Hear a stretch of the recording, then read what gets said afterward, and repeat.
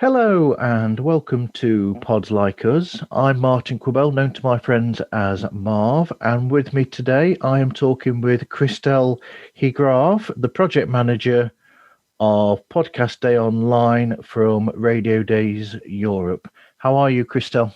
Hi, Martin. I am really well and I'm really happy to be here talking to you. Thank you very much. What is the history of Radiodays Europe then? So, Radio Days Europe is a radio conference which started back in 2010 and is an annual event which has put together radio professionals from not just Europe, but from all over the world, really, in a new European city every year.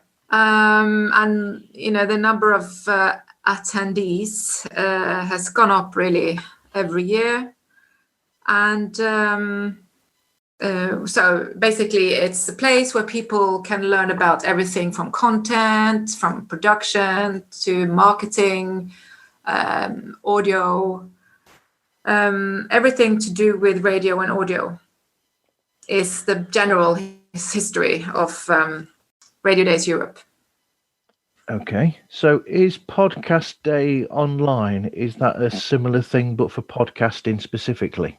Yeah, so Podcast Day is a satellite event of Radio Days Europe, obviously because we saw that there was a growing market for podcasts, and it will be the fourth time this year.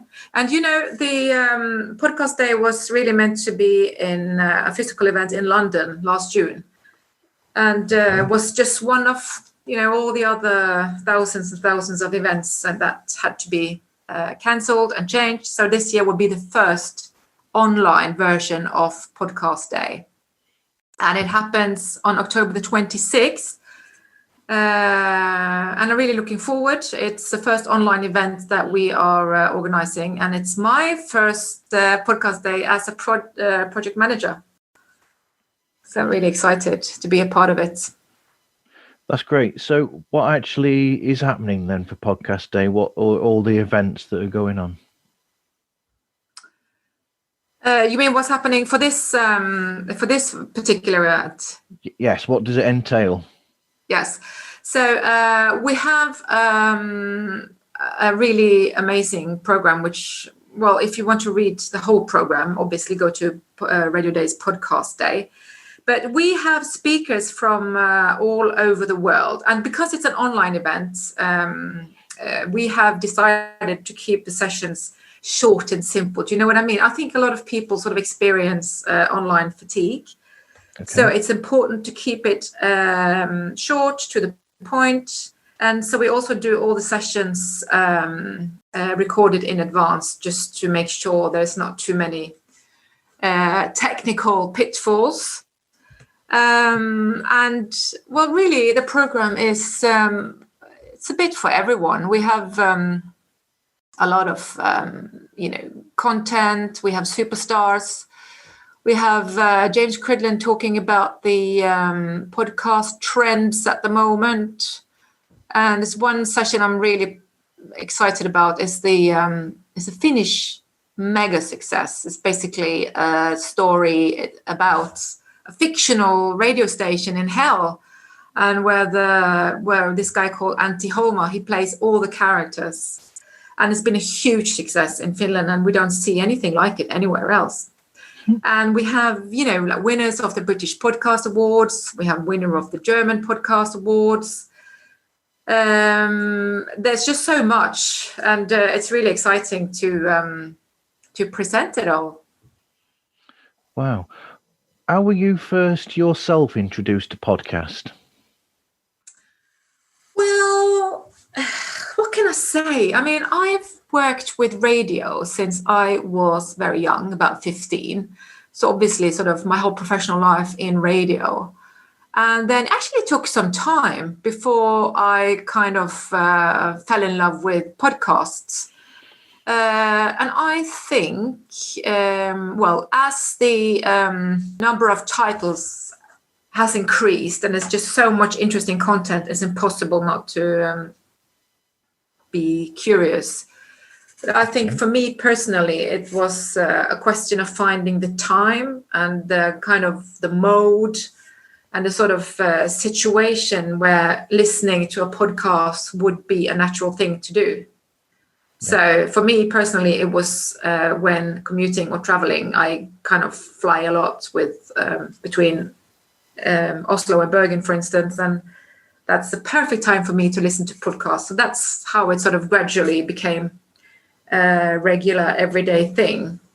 And I think for a lot of people, commuting is sort of the situation. Okay. Do you think there's a difference between radio and podcast? Good question. Sometimes I think the difference is exaggerated, because obviously both platforms has audio as its primary and only tool. Yeah. Sorry,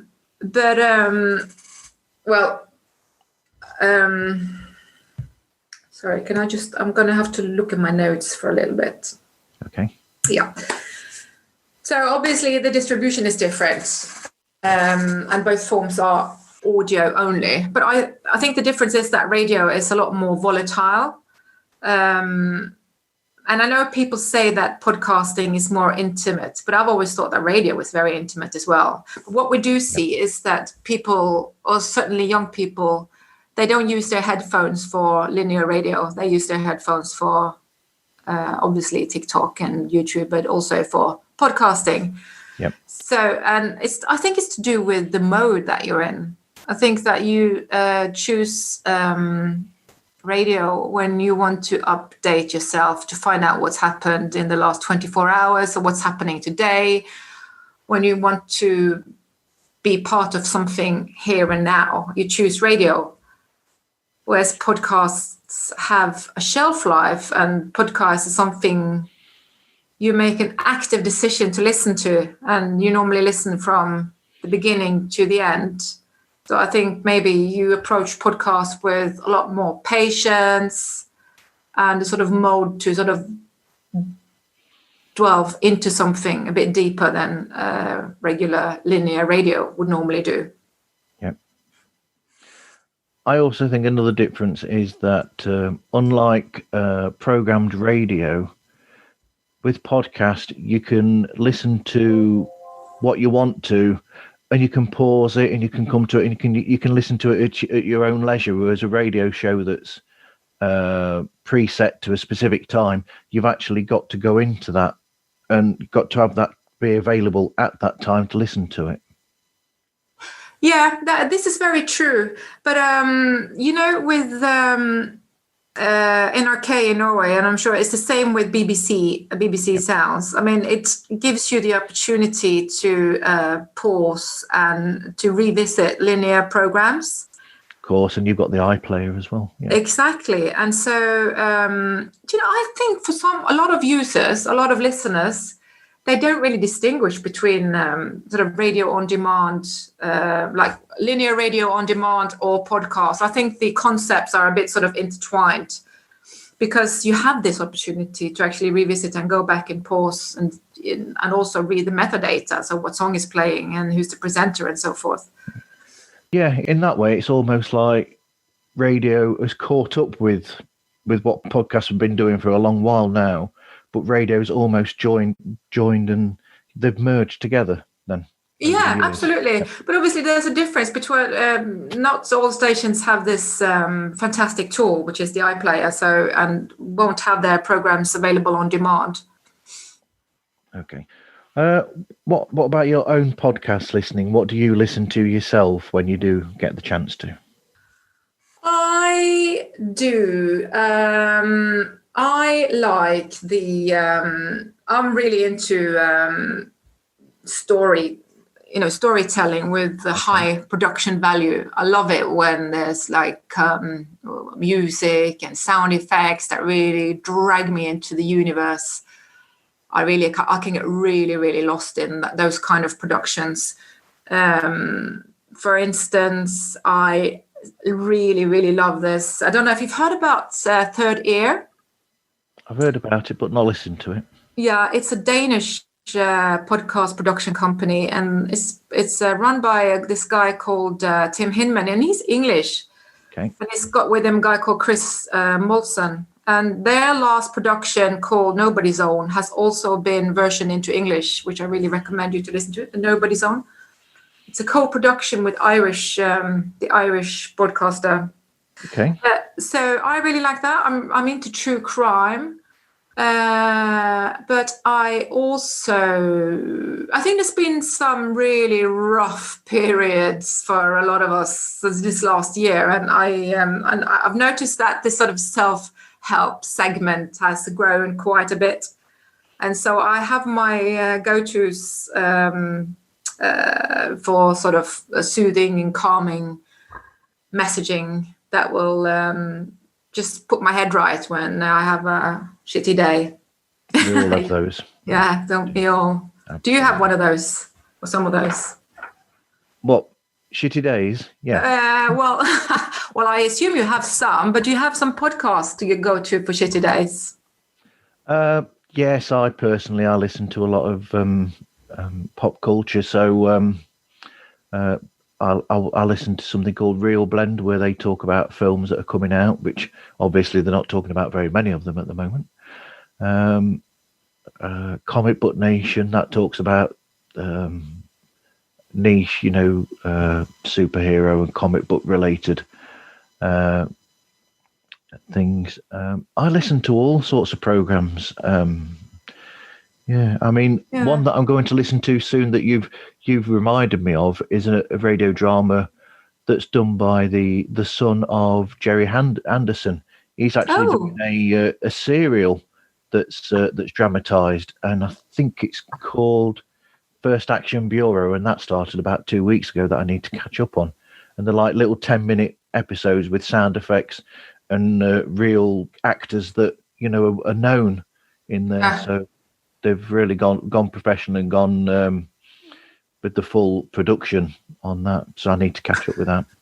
There's so much stuff out there, and I think the problem is really, how do you, as a listener, how do you find the right content? And obviously, as a producer, how do you make your content known?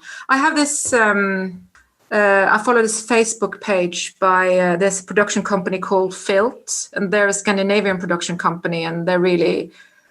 I really like the stuff that they're doing, but they also have this Facebook page called Filt's Podcast Tips, where people create threads with their podcast listening tips, and then once a month he has like a poll where you vote for your favorite episode of your favorite podcast.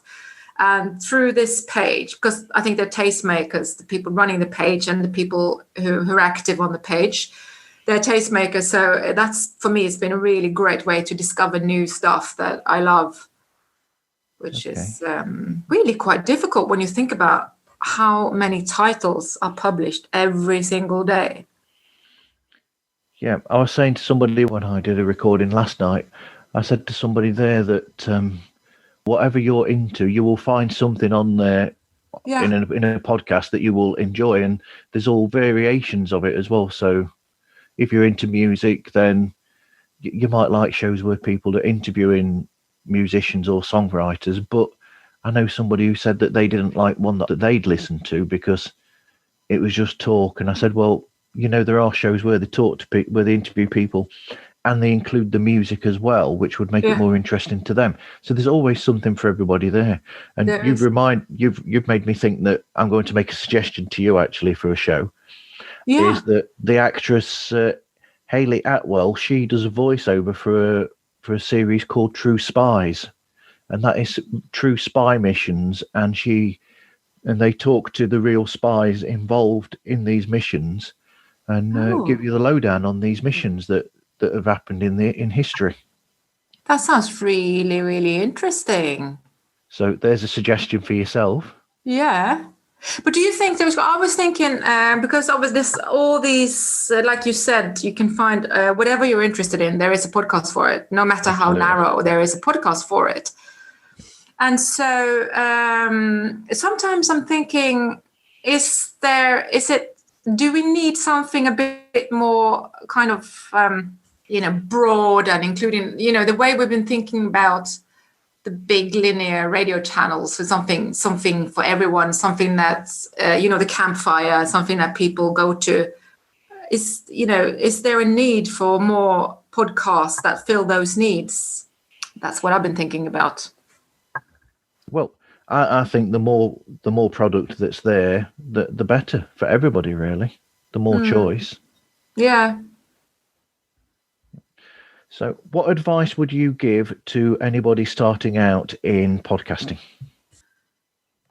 Ooh, well, it's really good to know that there is so much content being published every single day. So I think for you to introduce new content, to have a very clear and well-defined idea, like what is your podcasts about? Okay. And to think about what needs in your audience are you going to meet? To be very clear on your target audience. And I think because there is so much out there, you need to be working on, your communication, communicate to the point, and get to the point early on in your episodes. And what other things? I think it's good to reflect thoroughly on what makes your podcast stand out in this crowd. What makes it different? What makes it attractive? What's its competitive values? Yep. And in the process, find out who you are as a person and put that personality in there that will give it that individuality. Yeah, absolutely. Okay. Right. Anyway, as we're now coming to the end of this, do you want to give details of how people can find out more about Podcast Day Online 2020? Yes. Then we are, I'm just sorry. It's okay. So if you want to find us online, you can go to Radiodays Europe podcastday.com, and then you can find us on Twitter at Podcast Day Online, and it's the same for Instagram and Facebook. That's great. Thank you very much, and thank you, Christel, for giving me some time and having a talk with me. I am happy to talk to you, and I hope you can use it for something. I hope so too. And thank you, everybody, for listening.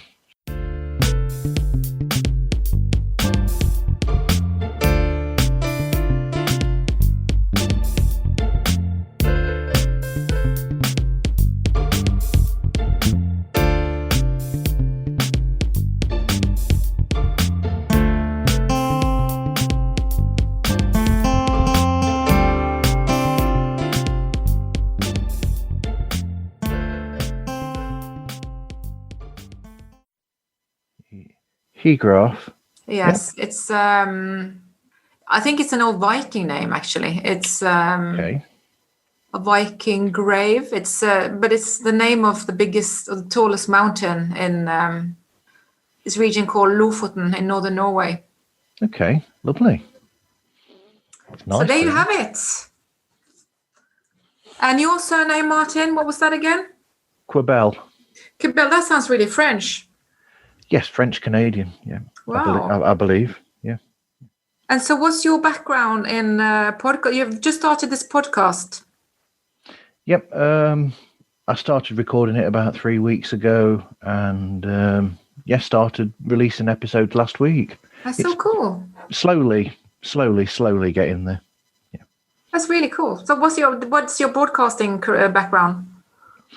Just as a listener, really, and occasionally taking part when people ring me up to do bits in their shows. That's about it. Yeah. Like that. Nice bit of initiative to start something like that. Thank you, Christel. I'll leave you to carry on with your day, and thank you for this chat. That was great. All right. Thanks, Martin. You take care. Stay safe. Bye. Bye.